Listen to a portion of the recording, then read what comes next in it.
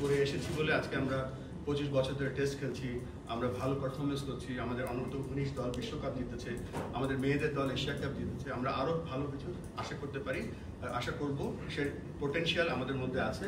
এবং এই জন্য কথাগুলো বললাম যে আমরা সকলে একটা টিম, আমরা সকলে বাংলাদেশকে সাপোর্ট করি এবং let's work together to bring Bangladesh cricket in a different height. আমি আবারও ধন্যবাদ জানাচ্ছি আমাদের বাংলাদেশ ক্রিকেট বোর্ডের সম্মানিত ডাইরেক্টর যারা আমাকে আজকে নির্বাচিত করেছে।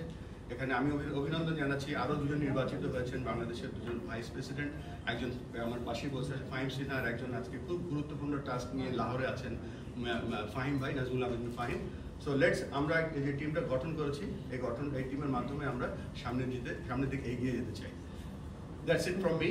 আর কথার বাইরে কাজ করতে চাই, বেশ কিছু কাজ আমরা প্ল্যান করছি এবং সেই কাজগুলো যেন আমরা বাস্তবায়িত করতে পারি সেই সাহায্য আপনাদের কাছে চাচ্ছি। থ্যাংক ইউ ভাই। মানে আসছেন যেহেতু দায়িত্ব নিয়েছেন এবং টাইম ফ্রেমটা আপনি নিজেও মানে আমাদেরকে রিভিল করছেন না, তবে আমরা ধরে নিচ্ছি যে অক্টোবরের আগেই আপনাকে নির্বাচনের যে প্রস্তুতিটা সেটা নিতে হচ্ছে আর কি। তো নির্বাচন যখন হচ্ছে তখন বিপিএলও কিন্তু আপনার কাছাকাছি সময়, মানে আপনি টপ প্রায়োরিটি তো ইলেকশনের, মানে যদি কনস্টিটিউশন অ্যামেন্ডমেন্ট আরও অনেক কিছু যদি আসে তাহলে আপনি এটাকে চক আউট কিভাবে করবেন? এটা নিশ্চয়ই একটা হোমওয়ার্ক করেই, আমরা আপনাকে যারা অনেক আগে থেকে চিনি, হোমওয়ার্ক করা ছাড়া আপনি এই পর্যন্ত আসেননি।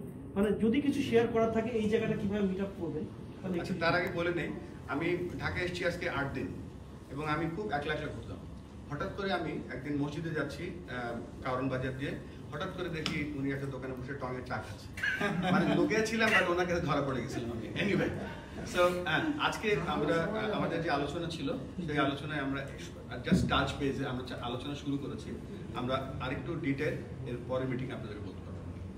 দুটোই খুব গুরুত্বপূর্ণ জায়গা। Thank you.